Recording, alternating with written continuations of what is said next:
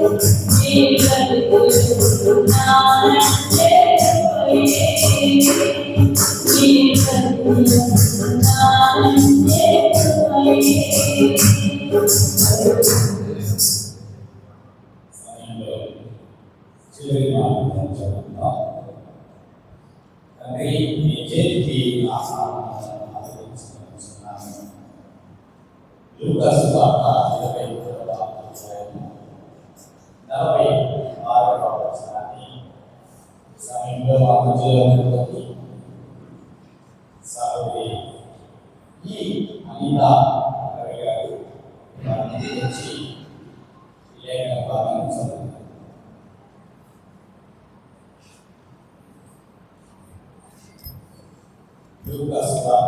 లూకా సువార్త 23:46 వచనం.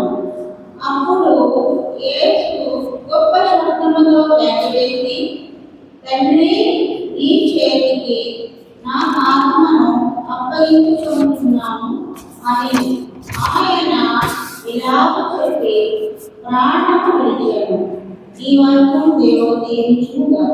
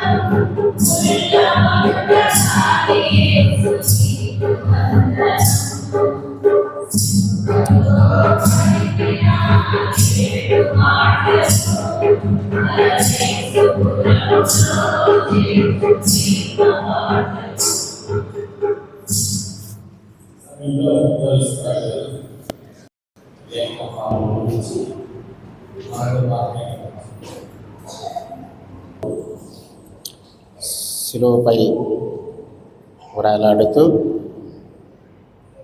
శిలువపై పలికిన 7 మాటలలో 7వ మాటను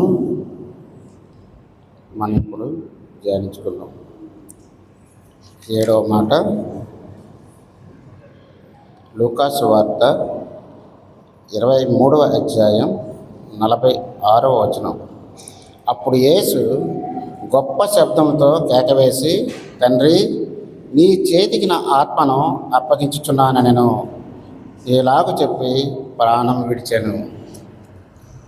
పరిశుద్ధుడైన తండ్రి, ప్రేమ కలిగిన ప్రభువా, ఇచ్చుటకు దేవా, ఇదిగో తండ్రి 7 మాటలు తండ్రి నాయన ఈరోజు తండ్రి మేము ధ్యానించుకుంటుండగా ప్రభా, ఈ శుభ శుక్రవారం నా తండ్రి నాయన తండ్రి మీ శిరోజ్ఞానములన్నీ మేము ధ్యానించుకుని ప్రభా తండ్రి మేము ఏ అర్హత కలిగి ఉన్నామని తండ్రి నాయన మేము ఆలోచిస్తుండగా ప్రభా తండ్రి నాయన ఇదిగో తండ్రి నీపై తండ్రి నాయన మేము చేసిన పాపాలన్నీ మోపిన తండ్రి ప్రభా నీకు శిలువపైకి ఎక్కించున్నాం తండ్రి. తండ్రి నాయన మమ్మల్ని క్షమించండి దేవా. ప్రభా మేము చేసిన పాపాలే తండ్రి నాయన నీకు అంత శిక్షణ విధించున్నాయి ప్రభా తండ్రి చివరికి నీ ప్రాణంలో కూడా తండ్రి నాయన మేము మా దోషములన్నీ నీవే చేసుకుని ప్రాణం విడిచున్నావు ప్రభా తండ్రి నాయన ఈ వాక్యాన్ని ధ్యానించుండగా నా ప్రభా తండ్రి నా ద్వారా తండ్రి నాయన ఏం మాట్లాడదలుచుకున్నది మీరు మాట్లాడమని నేను కాదు నా ప్రభా నీవు మాట్లాడమని సెలవిస్తుంది ప్రతి మాలకు ఉంచున్నాను తండ్రి ప్రభా ఇదిగో ఈ చిన్నవారికి దీవించబడి నా ప్రభు మానైన యేసు పరిశుద్ధ నామమున అడిగి వేడుకొనుచున్నాం తండ్రి ఆమేన్. 7వ మాట లూకాసు వార్త 23:46. అప్పుడు యేసు గొప్ప శబ్దముతో కేకవేసి, తండ్రి, నా ఆత్మను మీ చేతికి అప్పగించుచున్నాను అని ఇలాగా చెప్పి ప్రాణం విడిచాను. 6 మాటలు మాట్లాడి 7వ మాటలో తండ్రి 7వ మాటలో తను ఏ ఉద్దేశంతో ఈ భూలోకానికి వచ్చారు, ఈ భూప్రపంచానికి వచ్చారనే విషయం ఆయనకి తెలిసి ఆ మాటతో తను వచ్చిన పని సంపూర్ణం చేసుకొని ఏ ఉద్దేశంతో వచ్చారో ఏం చేశారో 33.5 సంవత్సరాలు మానవునిగా జీవించి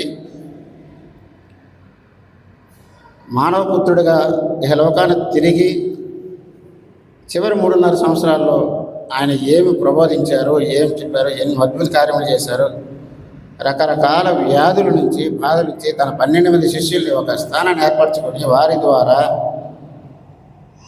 ఆ ఇజ్రాయేల్ దేశం అంతటా తిరిగి చివరిగా తన ఉద్దేశాన్ని పూర్తిగా నెరవేర్చి పరిపూర్ణత చెంది 7వ మాటతో తను తన ఆత్మను తన దేవునికి అప్పగించుకుంటూ పలికిన మాట ఇది. ఆ మాటతో తన ప్రాణం విడిచాను.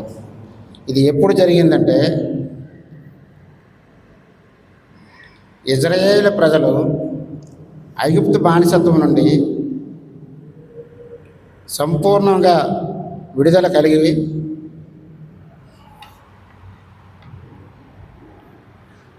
6 దినములు వారు మహా పండగ చేసుకుంటూ 7వ దినమున పస్కా పండుగ చేసుకుంటూ ఒక గొప్ప బూరను ఊది ఆ బూరతో ప్రభువారు కూడా అదే టైంలో కరెక్ట్గా 3 గంటలకి తండ్రి నీ చేతికి నా ఆత్మను అప్పగించున్నానని మాట పలికి ప్రాణం విడిచారు. అదే టైంలో ఈ బూర ఊదడం, ఆకాశము తెర మధ్యగా కరెక్ట్గా అదే టైంలో చేర్చబడడం జరిగింది. ఇదే రోజు. కాబట్టి ప్రియులారా, మనం ఇప్పుడు ఏంటంటే ఈ వాక్యం ద్వారా మనం తెలుసుకున్నది ఏంటంటే దేవుని ఆత్మ తన తండ్రికి అప్పగింపబడినది. తన తండ్రికి అప్పగించేశారు. ఏ విధంగా అప్పగించారంటే తన ఆత్మను తండ్రికి అప్పగించడంలో తండ్రి ఉద్దేశం ఏమిటో కుమారుని యొక్క ఉద్దేశం ఏమిటో 2 ఒకటే. తండ్రి, కుమార, పరిశుద్ధాత్మ ముగ్గురు ఏకదేవుడు, ఒకే దేవుడు. కాబట్టి తన తండ్రి నుంచి అధికారము తను పొందారు. ఆత్మ విడుచుటకు కానీ తిరిగి పొందుటకు కానీ తనకు ఆ అధికారం కలదు. అందుకే యోహాను సువార్తలు అన్నాడు ఏమని, నేను దానిని మరలా తీసుకున్నట్లు నా ప్రాణము పెట్టుచున్నాను, ఇందువలననే నా తండ్రి నన్ను ప్రేరేపించుచున్నాడు. ఎవడునూ నా ప్రాణమును తీసుకొనడు, నా అంతటా నేనే దానిని పెట్టుకొనుచున్నాను, తిరిగి తీసుకునే అధికారం నాకు కలదు. తన తండ్రి నుంచి అధికారం పొంది తీసుకున్నాడు కాబట్టి ఆఖరి దశలో తన ప్రాణాన్ని తండ్రికి అప్పగించారు. అదేవిధంగా నరుని ఆదికాండం 2:7 ఉంది. దేవుడైన యెహోవా నేల మంటితో నరుని సృష్టించి దాని నాసికారంధ్రములలో జీవాత్మను ఊదగా నరుడు జీవాత్మ అయ్యను. అయితే ఈ ఆత్మ ఎక్కడి నుంచి వచ్చింది? అసలు మొదటి ఆత్మ ఎక్కడ ఉంది? అసలు ఏంటి ఆత్మ అనే విషయం చూస్తే ఆదికాండం 1వ అధ్యాయం 1వ వచనంలోనే చెప్పారు. ఒక్కసారి చదవండి అమ్మా.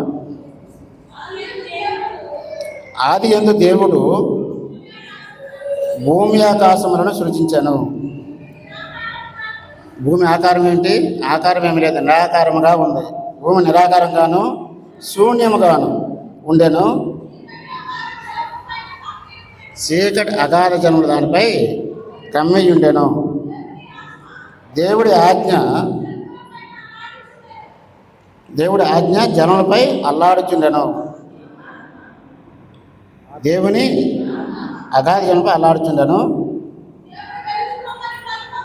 దేవుడు వెలుగు కమ్మని కలుగగా వెలుగు కలిగను. దేవుడు అగాధ జనుల పైన ఒక దీపం, ఆత్మ అనేది ఆ చీకటి అగాధ జనుల పైన ఆత్మ, దేవుని ఆత్మ ఉన్నది.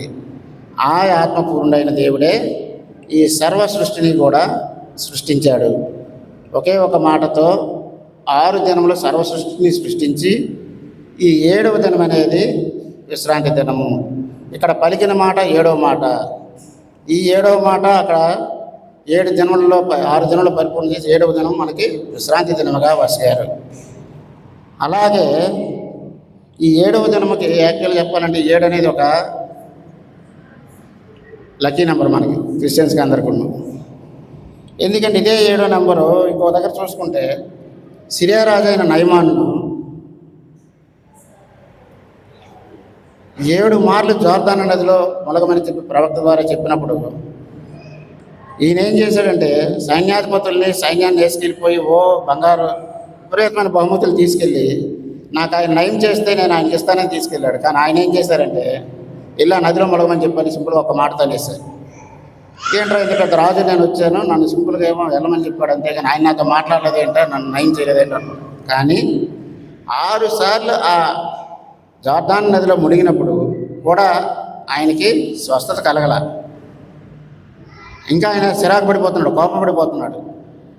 ఆయన నేను అక్కడ నుంచి ఇంత దూరం నుంచి వస్తే నన్ను నయం చేయకుండా ఇక్కడ ములగమని చెప్పి 6 సార్లు ములిగాను, ఇంకా రాలేదంటే బాబు 7 సార్లు ములగమన్నాడు కదా, 7వ సారి కూడా ములిగానంటే 7వ సారి మునిగిన తర్వాత స్వస్థత సంపూర్ణంగా కలిగింది.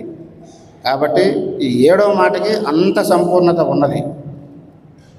7వ మాట పలికిన వెంటనే పూర్తి సంపూర్ణత దేవునికి మనకి మధ్య 6వ మాటతోటే తెగిపోయింది. అంతవరకు దేవుడు మనతో ఉన్నారు, ఆయనతో మనం మాట్లాడడం, మనతో ఆయన మాట్లాడారు. కానీ ఎప్పుడైతే ఆయన దేవుని సన్నిధికి ఆత్మ అప్పగించారో ఆయనకి మనకి మధ్యన ఉన్న బంధం అక్కడితో కట్ అయింది. ఫిజికల్ బంధం అక్కడితో కట్ అయింది. పోతే అలాగే ఎరుకో గోడలు 7 మార్లు ఇశ్రాయేలు ప్రజలు ఎరుకో గోడల చుట్టూ తిరిగి ప్రార్థించగా ఏమైంది? ఎరుకో గోడలు బద్దలైపోయాయి. కాబట్టి ప్రియులారా, 7 అనేది 7వ మాట అనే దానికి అంత ప్రాముఖ్యత ఉన్నది. 7వ మాటతో దేవునికి మనకి ఆత్మపూర్ణైన దేవుడు ఆత్మను అప్పగించిన తర్వాత, తన తండ్రి దగ్గరికి వెళ్ళిపోయిన తర్వాత మనం అక్కడితో మనకు కట్ అయింది.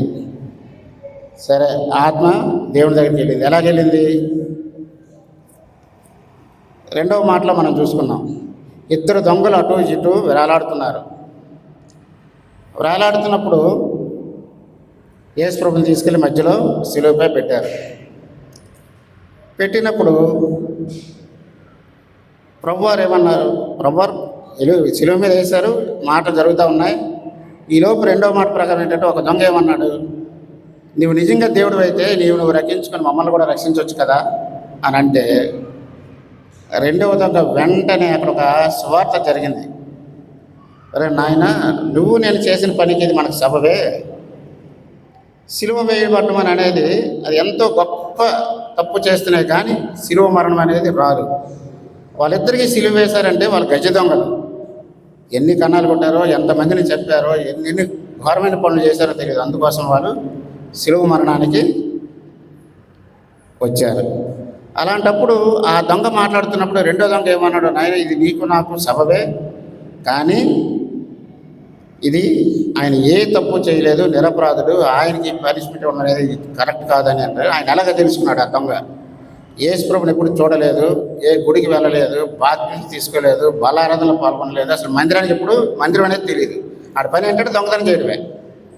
అలాంటి దొంగ ఒక్కసారిగా సడన్గా ఆ విధంగా ఎట్లా మారగలిగాడు అని అంటే, వింటున్నాడు, ఇలా అనుకున్న మాటలన్నీ విన్నాడు. పలానాడు యేసు ప్రభు ఆయన దగ్గరికి వెళ్తే స్వస్థతలు జరుగుతాయి, మంచి దేవుడు ప్రసంగాలు చెప్తున్నారు, అవి అన్నీ విన్నాడు. ఆ విన్న మాటను బట్టి మాత్రమే ఆయన ఆ విధంగా నిర్ధారించుకొని చెప్పడం జరిగింది.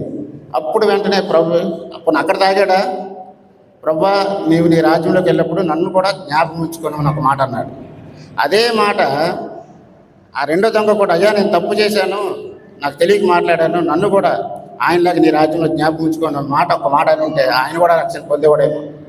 కానీ ఈయన ఒకే ఒక మాటతో రక్షణ పొందిన గొప్ప వ్యక్తి ఎవరంటే ఈ రెండవ